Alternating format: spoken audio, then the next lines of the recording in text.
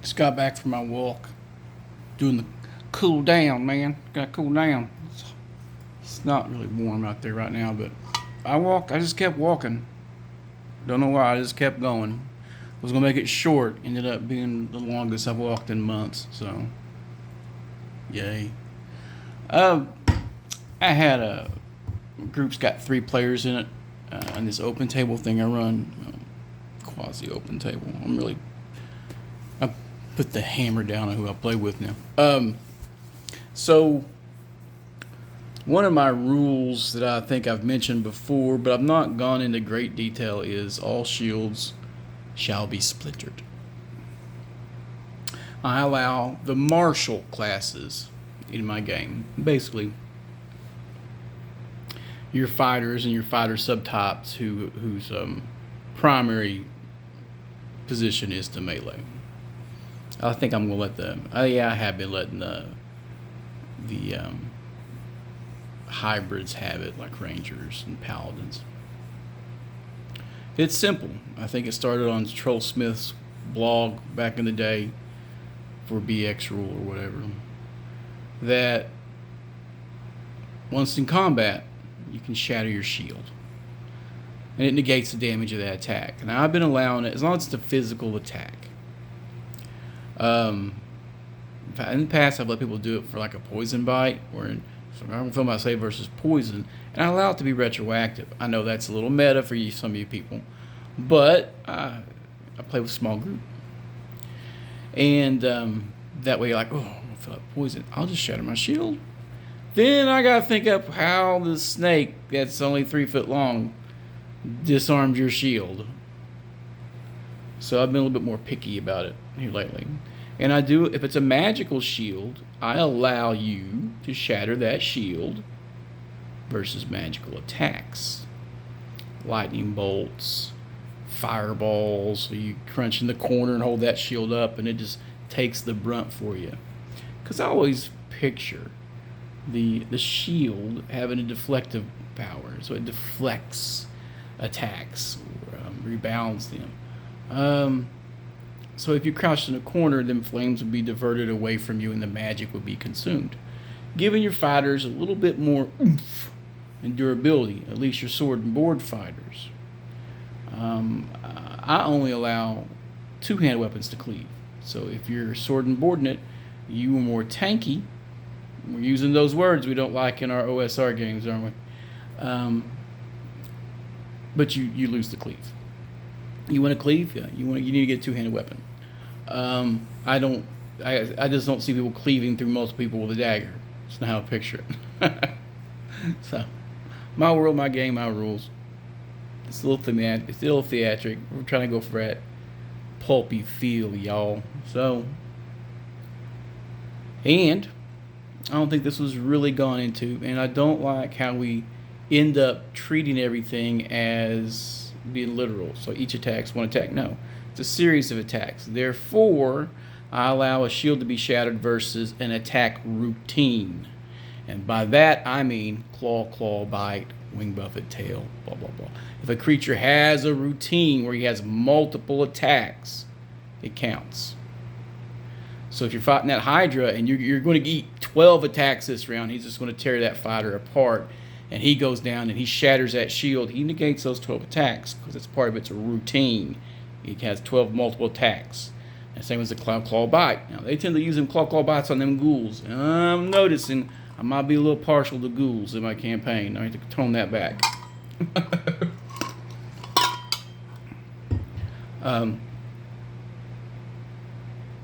So, just martial classes, fighters and fighter tops. Clerics can use a shield, but they can't shatter it. Non-martials can't even use a shield. An attack routine can be absorbed, so it can do a series of attacks, claw bite, plus extras, or a bunch of Hydra attacks. If it's magical, you can sacrifice it to absorb and destroy a energy type, direct, physical. But these have to be damaging attacks, so death spells and stuff like that. Sorry, you're out of your luck. Can't shatter your shield versus that poison drink you had. Has to be explainable. I usually let the guys explain how they do it. I don't like letting them do it more than once in a combat, even though if you have a shield bearer, you could literally grab another shield. I might allow that, but that'd be all you do that round is loading up on a shield. And your shield guys probably won't draw fire. Just saying. 0 level guy carrying 3 shields. Like, let's just kill him. Let's kill the easy. Let's kill the soft target. Now, I do not let henchmen, hirelings, or NPCs shatter shields. This is the heroic thing your PCs do. It's your little edge, right? Because we're a little loosey-goosey on how some of the critters do their attacks, because we make our players declare actions, and we can be a little bit more reactionary for our monsters, that within reason, so that the combats seem more heroic, or more pulpy, or more high fantasy, or something, whatever you want to do. But that's how I do it. I don't do the decreasing plus on the shields anymore, where you kind of fix it. Shattered is shattered. It's gone. So I've seen people really push their limit without shattering a shield because they got a +1 shield and they don't want to lose it. Maybe I'll make a shattering shield that comes back. They would fight over that. +0, but once shattered, on the next full moon, you find it next to your bed. That'd be a prized possession.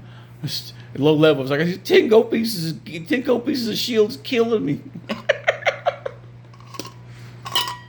My guys are rich right now. They don't realize it, and they're in a pickle. But they're debating whether to push forward or fall back. They know they got some loot. But yeah, the shield thing.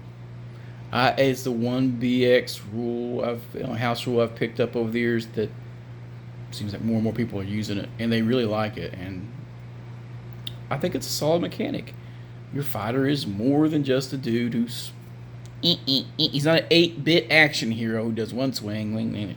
There's more to your fighter. I think one of the more versatile classes and the core class for everything, because there are no men-at-arms, there's no guards, there's no armies, there's no generals or great kings if you don't have good fighters.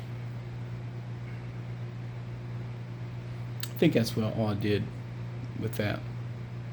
I'm also debating about expanding that rule, like a little sub-rule, that magical shields may give fighters pluses on their saves versus direct energy attacks, like a dragon breath or whatever.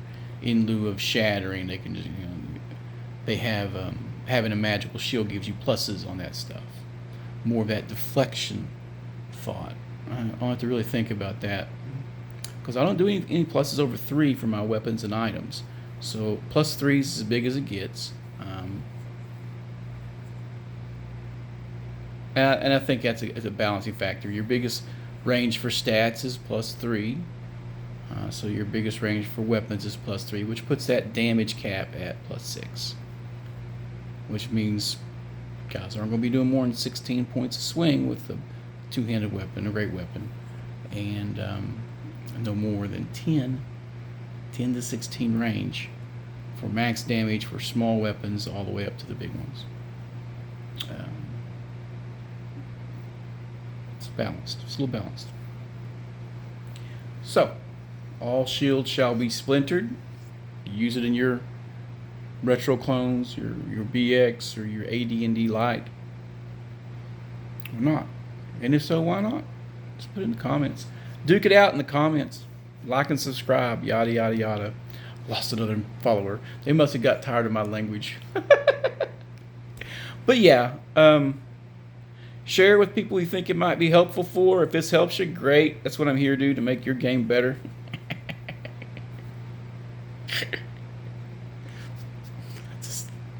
It's what it is, dude. Do it. Have fun at your table. I really don't care. It's how I do things, and I can share it with people, and hopefully you get something from it. And if you don't, you don't. If you do, you do. Great. Awesome. But later, y'all.